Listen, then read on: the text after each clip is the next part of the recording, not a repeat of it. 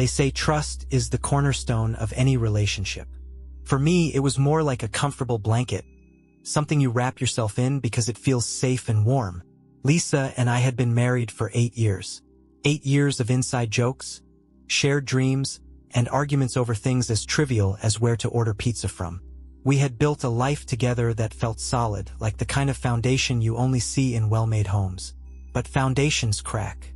Sometimes in the smallest, almost imperceptible ways, and you don't notice the damage until it's too late.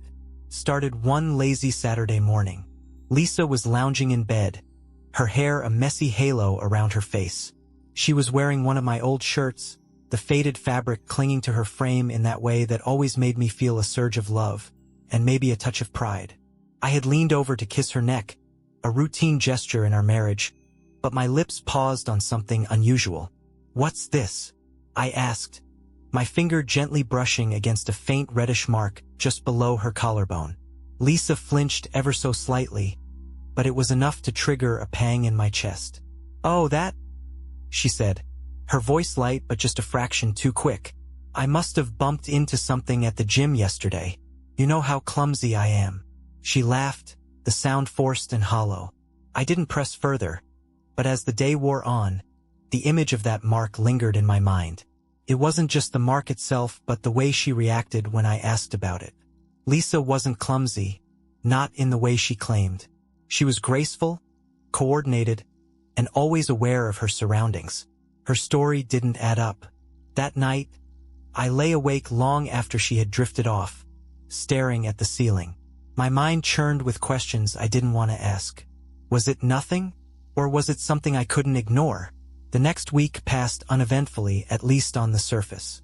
Lisa went about her routine with the same cheerful efficiency she always had. Gym in the mornings, work, and then occasional shopping trips in the evenings. But my unease grew with every passing day.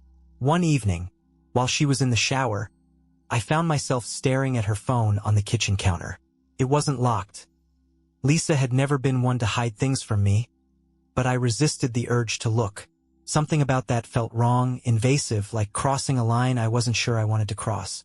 Instead, I did something worse. The next day, I installed a tracker in her car. It was a small device, discreet and easy to place in the glove compartment while she was busy unloading groceries. I told myself it wasn't about mistrust, but about clarity. If nothing was going on, I'd have proof, and I could let this whole thing go. For the first couple of days, everything seemed normal. Her routine matched what she had always told me: work, gym, and errands around town. But then, on a Thursday evening, the tracker showed something unexpected.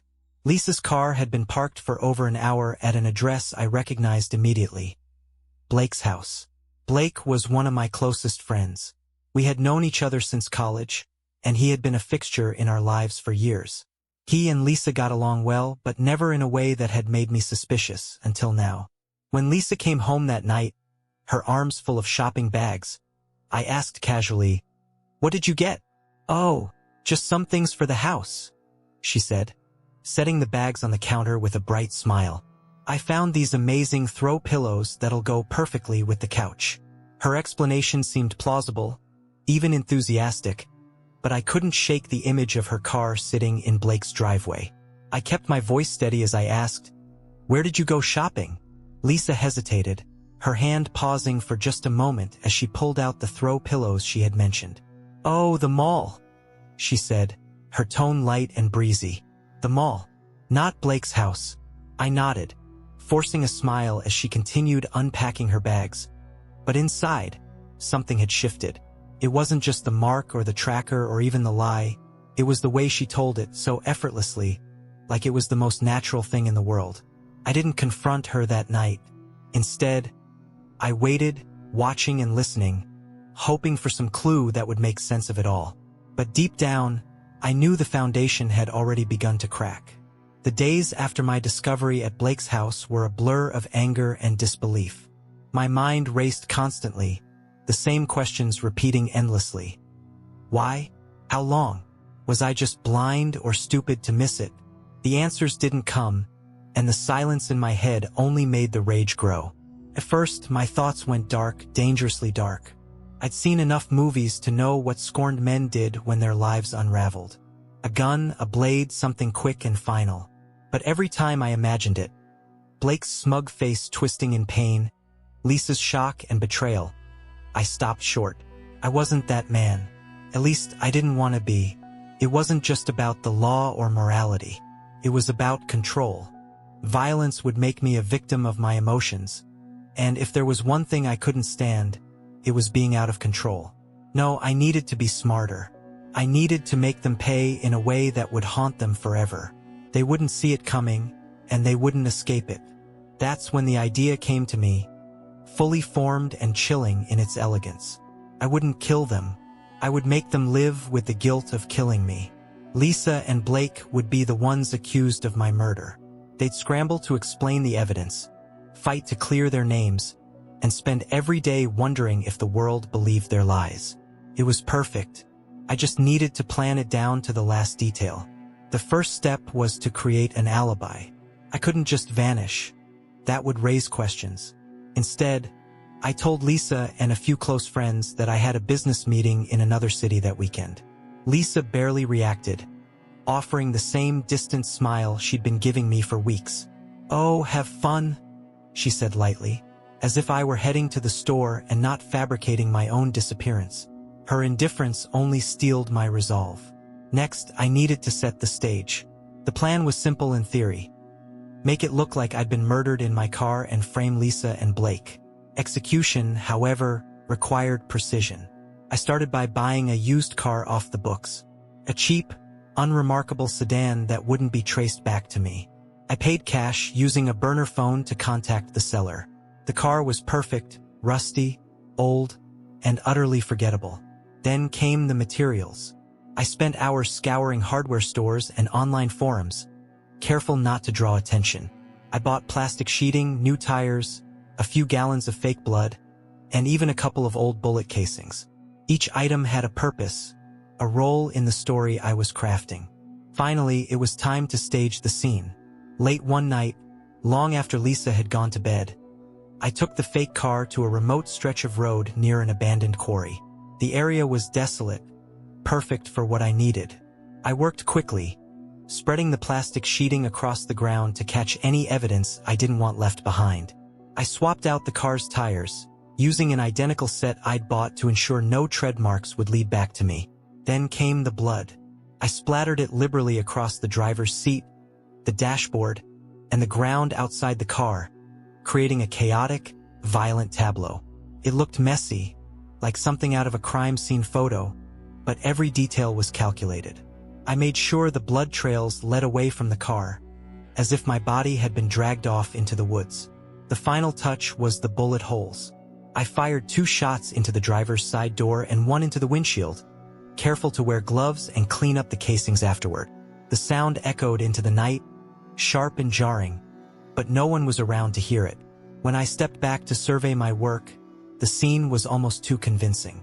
The blood, the bullet holes, the scuffed ground.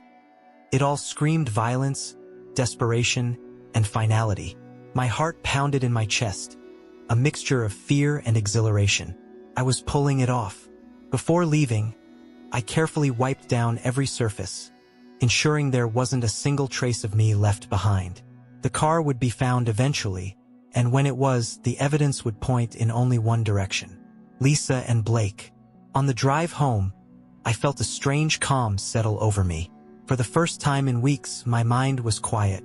I had a plan, and it was unfolding perfectly. They wouldn't just lose me, they'd lose everything. The night I had been waiting for finally arrived.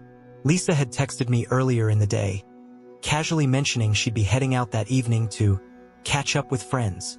She didn't need to elaborate. I already knew where she'd be.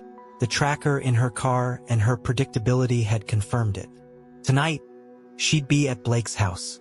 It was the perfect opportunity to put my plan into motion. I spent the day going over every detail, rehearsing each step in my mind. Nothing could go wrong.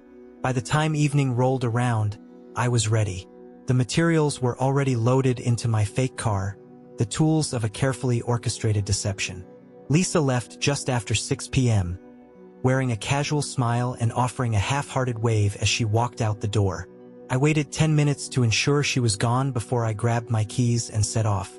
The park I'd chosen was secluded, bordered by dense woods and far from the main road. It was the kind of place where someone could scream and no one would hear it, the kind of place where bad things happened. Perfect for what I had in mind. The fake car was parked there already, hidden behind a row of trees. I drove my real car a mile away, parked it on a quiet side street, and walked back to the park with my supplies. Under the cover of darkness, I began to stage the scene. The plastic sheeting came out first, protecting the area where I'd be working. Then I opened the trunk of the fake car, which was lined with the same plastic and contained everything I needed.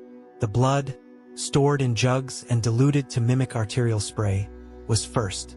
I splashed it strategically inside the car, on the seats, the dashboard, and the windows. It wasn't just random. Each splash was calculated, mimicking the chaotic patterns of a struggle. Outside the car, I created a trail of blood leading away from the driver's side door, smearing it in uneven streaks as though a body had been dragged. I used an old tarp, cut into rough shapes and soaked in blood, to simulate the size and weight of a person. Dragging it through the dirt and grass, I created a path that disappeared into the woods. It was grotesque, but it needed to look real. Next came the final touch inside the car, an arterial spray simulation. Using a spray bottle, I misted the fake blood across the interior to mimic the aftermath of a violent attack. The sight of it made my stomach churn, but I couldn't stop now. Every detail mattered. Every splash, every smear had to tell a story that would point the police directly at Lisa and Blake. When I was satisfied with the scene, I stepped back and surveyed my work. The car looked like the epicenter of a crime, the woods a place where something or someone had been taken and discarded. I wiped down every surface, ensuring no fingerprints or DNA would lead back to me. The gloves I wore would be burned later, along with anything else that might link me to the setup. It was time for the next phase. I pulled out the burner phone I'd purchased weeks ago and dialed 911. Masking my voice with a cheap voice changer I'd picked up online, I spoke quickly and urgently. "I think I saw something," I said, my altered voice crackling through the speaker. "There's blood, so much blood, in a car at the park on Maplewood Road. I didn't get too close, but it looks bad. You need to send someone." I hung up before the dispatcher could ask questions, my heart pounding as I tossed the phone into the trunk for later disposal. The call would bring the police to the park, where they'd find the fake car and the blood-soaked scene. But I wasn't finished yet. I returned to my real car and drove toward Blake's house. By now, Lisa's car would be parked in his driveway, the two of them blissfully unaware of the storm about to hit. Parking a block away, I slipped through the shadows and approached their vehicles. From my bag, I pulled a small container of diluted blood. With careful precision, I smeared traces of it on the inside of Lisa's trunk, beneath the spare tire where it wouldn't be immediately noticed but would hold up under scrutiny. In Blake's car, I repeated the process, leaving faint streaks on the door handle and the edge of the trunk. It was subtle but damning. Blood in their cars would be impossible to explain, especially once the police connected it to the scene at the park. Every piece of evidence I planted was a thread in the web I was weaving around them. By the time I returned home, it was past midnight. I felt a strange mix of exhilaration and exhaustion as I cleaned myself up, burning the gloves and wiping down my tools with bleach. Lisa hadn't returned yet, which was no surprise. I doubted she'd be home until morning. As I lay in bed, my mind raced with thoughts of what would come next. The call had been made. The scene was set. Now all I had to do was wait. I woke up to the sound of my phone buzzing on the nightstand. The sun was just beginning to rise, its pale light filtering through the blinds. For a moment, I stared at the phone, my heart pounding with anticipation. This was it, the first ripple in the storm I'd set in motion. "Hello," I answered, keeping my voice groggy as though I'd just been roused from sleep. "Mr. Hunter?" The voice on the other end was firm and professional. "This is Detective Andrews with the local police department. We're investigating an incident involving your vehicle. Are you available to come down to the station?" My vehicle, the car I'd left in the park. I felt a thrill of satisfaction but kept my tone confused. My vehicle?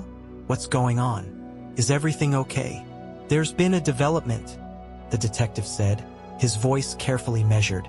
It's best if we discuss it in person. Can you come in this morning? I agreed, hanging up and sitting on the edge of the bed, a slight smile playing on my lips. The game had begun. The police had found the scene, and now the pieces were falling into place. Lisa was still out, likely at Blake's, so I had the house to myself to prepare. I showered, dressed, and practiced my confused husband routine in the mirror before heading to the station. At the precinct, Detective Andrews greeted me in a small, cluttered office. He was a tall man with a tired face, his eyes sharp as they studied me. "Thank you for coming, Mr. Hunter," he said, gesturing for me to sit. "I'm sorry to bring you in like this, but we found your car in a local park under troubling circumstances." I furrowed my brow, leaning forward. "My car? What do you mean? It was stolen a couple of days ago. I was going to report it, but I thought maybe it had just been towed." Detective Andrews exchanged a glance with the other officer in the room, a younger woman who introduced herself as Detective Miller. "Your car was found with extensive damage," she said, her voice calm but probing. "There were bullet holes in the driver's side and a significant amount of blood inside the vehicle and leading away from it. Can you explain that?" I let my mouth fall open, pretending to be horrified. "Oh my God, blood? Bullet holes? I paused, running my hands through my hair as though struggling to process the information. "I don't understand. Who would do that? Is someone hurt?" "That's what we're trying to determine," Andrews said, his eyes narrowing slightly as he watched me. "When was the last time you saw your car?" I repeated the story I'd rehearsed, that I'd last seen the car 2 nights ago, parked outside the house, before I left for a business trip. When I returned, it was gone. I made sure to sound uncertain but cooperative, eager to help. Andrews nodded, jotting down notes, but I could tell he wasn't entirely convinced. "We'll need a full statement," Miller said, sliding a form across the desk. "And we may have follow-up questions as the investigation unfolds." I nodded quickly, filling out the form with trembling hands to sell my performance. Inside, I was exhilarated. This was going better than I'd imagined. When I left the station, the news was already spreading. Local headlines screamed about a possible violent crime in the park, and neighbors were whispering about the police presence at our house. But the best part came later that afternoon when Lisa finally returned home. She walked into the kitchen, her face pale and drawn. "Mark, what the hell is going on?" she asked, holding up her phone to show me a news alert. "They found your car in the park with blood?" I looked at her, feigning confusion and fear. "I know. The police called me this morning. I went to the station, but they don't know what happened yet. I can't believe this is happening." Lisa's hands trembled as she set her phone down. She looked genuinely panicked, but not for the reasons she thought I believed. I could see the wheels turning in her head, wondering how this would affect her affair with Blake. The police came to our house later that evening with a search warrant. It was procedural, they explained, but I knew exactly what they were looking for. They combed through Lisa's car, her shoes, and the entire garage. It didn't take long for them to find what I had planted. A small streak of diluted blood in her trunk. A faint smear on the heel of one of her favorite pairs of shoes. The next day, I saw the police outside Blake's house. I imagined the look on his face when they found the same damning evidence in his car. My plan was unfolding perfectly, each piece slotting into place like a well-oiled machine. Detectives Andrews and Miller returned to question Lisa, their tone shifting from neutral to subtly accusatory.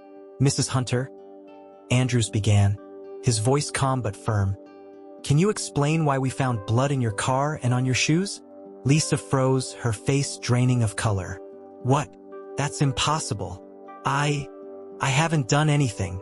"It's standard to ask these questions in cases like this," Miller interjected, her expression unreadable.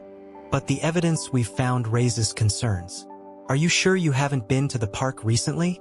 "No," Lisa snapped, her voice trembling. "I don't even go there. I swear. I don't know how the blood got in my car. Andrews leaned forward, his gaze piercing. Mrs. Hunter, we also have reason to believe you've been spending a significant amount of time at Blake Richardson's house. Can you explain that? Lisa's mouth opened and closed, her words faltering. The walls were closing in, and I could see the panic spreading across her face. I stayed silent, watching the unraveling from the sidelines, my heart racing with the thrill of seeing my plan take shape. The courtroom was a maze of tension, its air thick with anticipation and quiet murmurs. For weeks, the town had been buzzing about the trial of Lisa Hunter and Blake Richardson. Whispers of betrayal, lies, and violence had turned my carefully constructed plan into a spectacle. People who had once admired Lisa's charm and Blake's affable demeanor now sat in quiet judgment, their faces a mix of fascination and disgust. I sat in the gallery, maintaining a mask of quiet grief. Every glance in my direction felt loaded with pity and concern, and I played my role perfectly. The wronged husband, betrayed by his wife and friend, now mourning the life he'd lost. Inside, I was elated. The trap had been set, the pieces had fallen into place, and now I was watching my plan reach its crescendo. The prosecution wasted no time laying out the damning evidence. The opening arguments painted Lisa and Blake as cold, calculated conspirators. Ladies and gentlemen of the jury, the prosecutor began, stepping forward with calm confidence. This case is about betrayal. A husband, Mark Hunter, brutally murdered by the very people he trusted most. His wife, Lisa Hunter, and his best friend, Blake Richardson. Today, we will show you the evidence that proves their guilt beyond a reasonable doubt. The first day was dedicated to the crime scene. Photos of the car I'd staged in the park were projected on a screen, each one a grim tableau of blood, bullet holes, and chaos. The blood found in the vehicle, the prosecutor continued, matches that of Mark Hunter. The patterns suggest a violent struggle occurred inside the car before his body was dragged into the woods. The blood trails leading away confirm this. Lisa sat at the defendant's table, her face pale and tense. Blake, seated beside her, avoided looking at anyone, his jaw tight as the images were displayed. I imagined the realization dawning on them, the understanding that no amount of denial or explanation would clear their names. The second day brought the forensic evidence. Experts testified about the blood found in Lisa's car and on her shoes, as well as the traces discovered in Blake's trunk. The blood matches the victims, the lead forensic analyst testified. Its presence in both defendants' vehicles suggests their direct involvement in moving or disposing of Mr. Hunter's body. Lisa whispered something urgently to her lawyer, her eyes wide with panic. Blake, however, stared straight ahead, his face a mask of stoicism. The most damning moment came when the prosecution introduced the weapon, a handgun registered to Blake. It had been recovered from his home during a police search, and ballistics confirmed it matched the bullets fired into the car. Your Honor, the prosecutor said, holding the weapon aloft, this is the gun used to commit this heinous crime. The defendants had both motive and opportunity, as we will continue to demonstrate. The defense struggled to counter the overwhelming tide of evidence. Their arguments ranged from weak denials to claims of being framed, but the jury's faces betrayed their skepticism.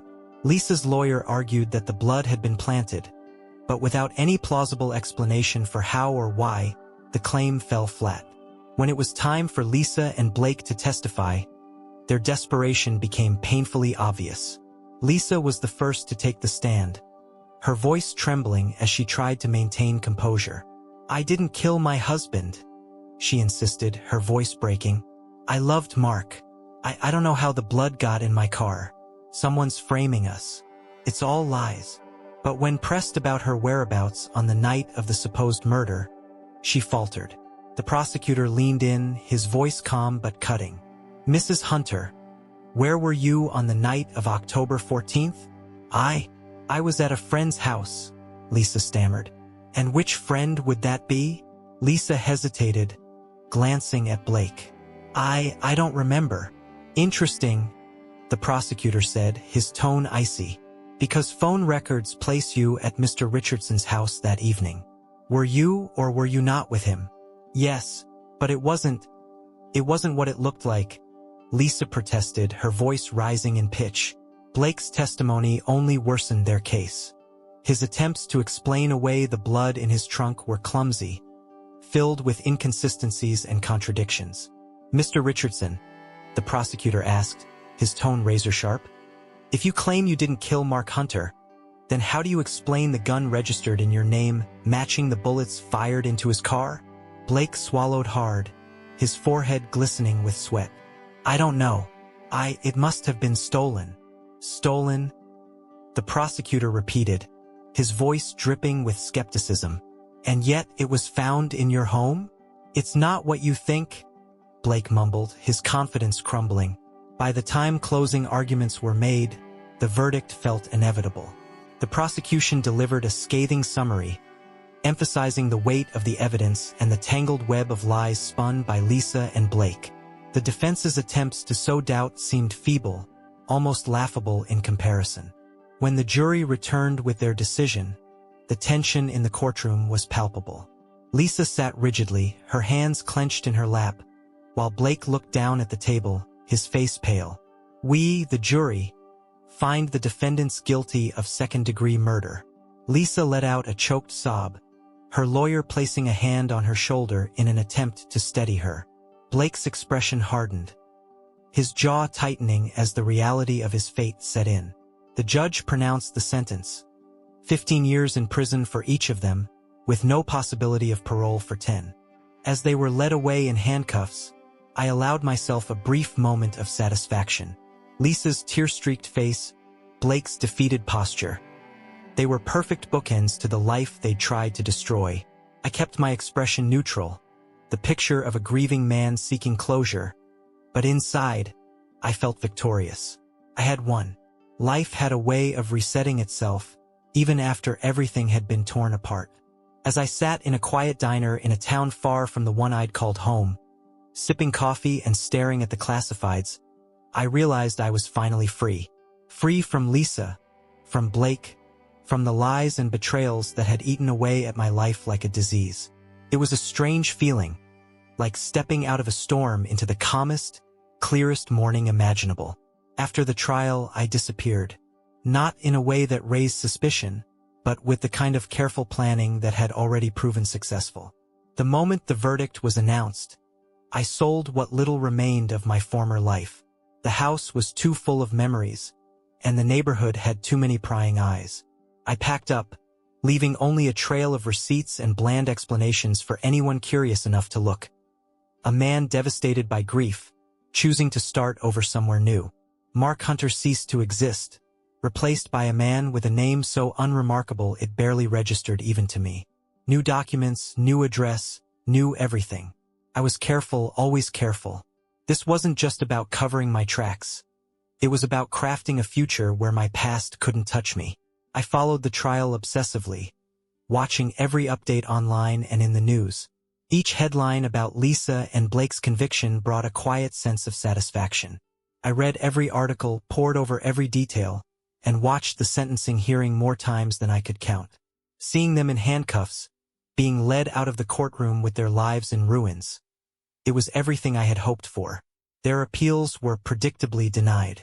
The evidence was too overwhelming, their testimonies too inconsistent. Every time a new article mentioned their names, it was tied to words like betrayal, murder, and guilt. The narrative was perfect, the one I'd written and orchestrated down to the last detail. For a while, I lived alone, working odd jobs and keeping to myself. I wasn't unhappy, but I wasn't fulfilled either. My life had become a blank slate, free of the chaos I'd endured, but empty in ways I hadn't anticipated. It wasn't until I met Megan that things began to change. She worked at a bookstore in the sleepy little town I'd settled in. Her smile warm and genuine in a way that immediately disarmed me. We started talking, first about books and then about life, and before I knew it, she had drawn me out of the shell I hadn't even realized I'd built around myself. Megan had a lightness about her, a way of making everything feel less heavy, and for the first time in years I felt like I could breathe. It wasn't long before we fell in love. Unlike with Lisa, there were no games, no lies, no undercurrent of suspicion. Megan was open and kind, and she trusted me implicitly. I didn't tell her everything about my past, of course. She knew I'd been married before, that I'd lost my wife under tragic circumstances, but I kept the darker truths buried. What mattered was that I was finally happy. A year after we met, Megan and I got married in a quiet ceremony at the edge of a lake. There were no elaborate plans, no guest list. Just the two of us, a justice of the peace, and the sound of water lapping against the shore. It was simple, beautiful, and perfect. Not long after, Megan told me she was pregnant. The news hit me like a wave, overwhelming in the best possible way. I hadn't thought much about becoming a father, not after everything that had happened, but the idea of starting a family with Megan felt like a second chance. When our daughter was born, I held her tiny hand in mine and felt something I hadn't experienced in years: peace. Life moved on as it always does. I became the kind of man I had always wanted to be, devoted to my family, steady and present. Megan and I built a life together, one filled with laughter, love, and the kind of quiet joy I had once thought impossible. Our daughter grew, her laughter filling our home and chasing away the shadows of my past. I still thought about Lisa and Blake sometimes, in quiet moments, when the world was still and I was left alone with my thoughts. Their faces would surface. I wondered how they were coping in prison, whether they had resigned themselves to their fate or still clung to the hope of clearing their names. It didn't matter. Their lives were over and mine had just begun. Some nights, I would sit on the porch of our modest home, watching the sun set over the hills, and think about how far I'd come. The man I used to be, the one who had loved Lisa, who had been betrayed and broken, was a distant memory now. I was someone else entirely, someone better. Megan would step out, our daughter in her arms, and we'd sit together, a family bound not by secrets and lies, but by love and trust. And as the stars came out one by one, I would hold them close, grateful for the second chance I'd created, no matter how it had come to be. Years passed, and life with Megan and our daughter was everything I'd hoped it could be. The quiet rhythms of family life, school pickups, bedtime stories, shared meals, gave me a sense of peace I hadn't known before. But time, as always, had its way of catching up. My health began to falter. At first, it was small things. Fatigue I couldn't shake, aches that lingered too long. Then came the diagnosis, late-stage kidney disease, the kind that doesn't leave much room for bargaining. I tried to focus on the present, on Megan and our daughter, but the shadow of what I had done loomed larger with each passing day. The trial, the lies, Lisa and Blake sitting in prison for a crime I'd invented. It was a weight I had carried easily when I was healthy. But now, staring down the end of my life, it felt unbearable. What would my daughter think of me if she ever learned the truth? What kind of legacy was I leaving behind? One sleepless night, I sat in my office, the only light coming from the faint glow of my computer screen. My heart pounded as I opened a blank document, my fingers hovering over the keyboard. I wasn't sure if this was redemption or simply selfishness, but I knew I couldn't leave this world with the truth buried with me. I began to type, my hands trembling as I put everything into words. The fake car, the staged crime scene, the planted evidence. Every detail, every calculated step laid bare. I gathered everything. The confessional letter, photographs I had taken while staging the scene, and the burner phone I had never disposed of. It was all there, indisputable proof that Lisa and Blake had been framed. I sealed it in an envelope addressed to the Innocence Project, the only organization I trusted to handle it without bias. The next morning, I drove to the nearest post office. My hands shook as I handed the package to the clerk, the weight of my decision sinking in.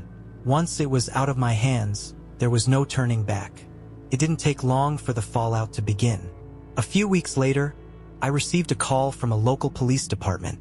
They had been contacted by the Innocence Project, who had forwarded my confession and the accompanying evidence. The officer's voice was sharp and incredulous. "Mark Hunter? You're alive?" I swallowed hard, my voice barely steady. "Yes, I am." The days that followed were a blur of interviews, DNA tests, and fingerprint comparisons. There was no denying it. The man they thought had been murdered years ago was very much alive. My confession was corroborated at every turn. The bullet holes in the fake car didn't match the gun found at Blake's house. The blood, tested again with modern methods, was revealed to be synthetic. The forensic evidence that had once been so damning unraveled under scrutiny. The news hit like a bombshell. Every major outlet carried the story. Faked death exonerates convicted couple. Shocking twist in decade-old murder case. And man framed wife and best friend in elaborate hoax. My name was dragged through the mud, and rightly so. I didn't care. This wasn't about my reputation, it was about setting things right.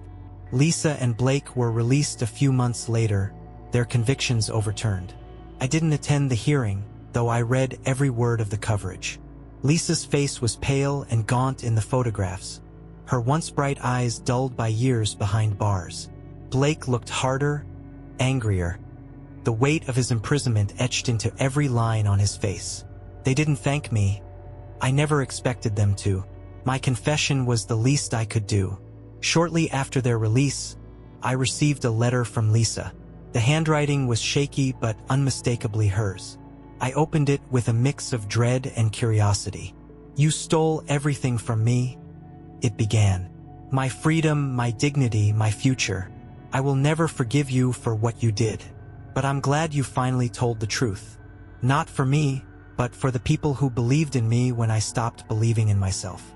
I hope, wherever your life takes you now, you carry the weight of what you've done." I sat with the letter for hours, rereading it until the words blurred. She was right. I would carry this weight forever. But knowing they were free, that they could rebuild their lives, was enough. Megan struggled with the revelation. She couldn't reconcile the man she loved with the man who had orchestrated such a monstrous act. For weeks, she barely spoke to me, keeping her distance as she tried to process the truth. Eventually, she told me that she couldn't stay. "I love you," she said softly, tears streaming down her face. "But I can't look at you the same way. I need time to figure out what that means." She took our daughter and moved in with her parents. I didn't blame her. My actions had consequences, and this was one of them. I wrote to them often, trying to explain, trying to apologize, but the responses were few and far between. In the end, I was left alone in the house I had once thought of as a sanctuary. My health continued to decline, but I found a strange sense of peace in the solitude. I had done something unforgivable, but I had also tried to make amends. It wasn't enough, and it never would be, but it was all I had to give. One night, as I sat on the porch watching the stars, I thought about the life I had lived, the choices I had made, and the people I had hurt. I would never be a hero, not even close. But for the first time, I felt like I could let go of the past and face whatever came next. The courtroom was quieter this time, not filled with the tension and judgment that had defined Lisa and Blake's trial years ago. Instead, it was solemn, almost reverent, as the judge delivered the long-overdue words. "After reviewing new evidence, this court has determined that Lisa Hunter and Blake Richardson were wrongfully convicted. Their convictions are hereby vacated. On behalf of the justice system, I extend our deepest apologies for the error and the harm it caused." Lisa sat motionless as the words sank in, her hands gripping the arms of her chair as though they were the only things anchoring her to the moment. Blake, seated beside her, stared straight ahead, his jaw clenched tightly. Their lawyers patted their shoulders, but neither moved, too stunned by the finality of what had just happened. It had taken months for the courts to comb through the evidence, to dismantle the mountain of lies I had constructed. My confession had been irrefutable, every detail supported by the physical evidence I'd left behind. The fake blood, the car, the burner phone. My name had become synonymous with manipulation and betrayal, but Lisa and Blake's names were finally cleared. As they were led out of the courthouse, reporters swarmed, shouting questions and thrusting microphones in their faces. Lisa flinched at the cameras, pulling her coat tighter around her. Blake shoved his way through the crowd, his expression a mixture of anger and exhaustion. "Do you have any comment on your release?" a reporter called after them. "How do you feel about Mark Hunter's confession? Lisa paused, turning to face the crowd. Her voice was steady, though her eyes betrayed years of pain. "Nothing will give me back the years I lost," she said, her words measured but heavy. "But I'm grateful the truth finally came out. That's all I have to say." Blake said nothing. He kept walking, his head low as he disappeared into a waiting car. The state issued formal apologies to both of them, acknowledging the failure of the justice system. Along with the apologies came financial compensation, $50,000 each. It wasn't enough to erase what they had endured, but it was something, a token acknowledgement of the lives they'd lost. Lisa returned to her parents' house, the place she had grown up in. It was a modest home on a quiet street, far removed from the chaos of the life she had once shared with me. She spent her days in relative solitude, avoiding the town that had turned its back on her during the trial. The whispers and stares had followed her home, but she found solace in her parents' unwavering support. Her mother, a steadfast presence throughout the ordeal, wrapped her in a tight embrace the day she came home. "You're safe now," her mother whispered. "You're finally home." But even the comfort of family couldn't completely erase the scars. Lisa rarely ventured out, choosing instead to pour herself into small routines: gardening, reading, and helping her parents around the house. It was a quiet life, one she hadn't envisioned for herself, but it was hers to rebuild. Blake, on the other hand, couldn't bear to stay. His reputation had been destroyed, and the whispers about his role in the alleged affair never truly faded. He packed up and left town within weeks of his release, driving away from the place where his name had been dragged through the mud. He didn't tell anyone where he was going, not even Lisa. The bond they had once shared, the one I had weaponized to frame them, was irreparably broken. They had been forced into an alliance by circumstance, but their connection had never been strong enough to survive what I had done. Rumors circulated that Blake had moved to a distant city, changing his name and taking up work in construction or as a truck driver. Whatever his path, he had left his old life behind, determined to escape the shadow of the injustice he had endured. As for Lisa, she began to piece together a new life. Slowly but surely, she emerged from the shell of the past, finding small joys in the everyday. She adopted a stray cat, began volunteering at a local shelter, and even started writing a memoir about her experience. It wasn't about revenge or exposing the flaws in the justice system. It was about reclaiming her voice, telling her story on her own terms. Both Lisa and Blake had been forever changed by what had happened to them. They carried the weight of my actions, the years stolen from them, and the trust shattered by my lies. But they were free now, and in their own ways they were learning to move forward. The world around them had moved on, but for Lisa and Blake, every day was a step toward rebuilding what they had lost. It wasn't perfect, and it would never truly be fair, but it was a beginning. And sometimes beginnings were all you could hope for.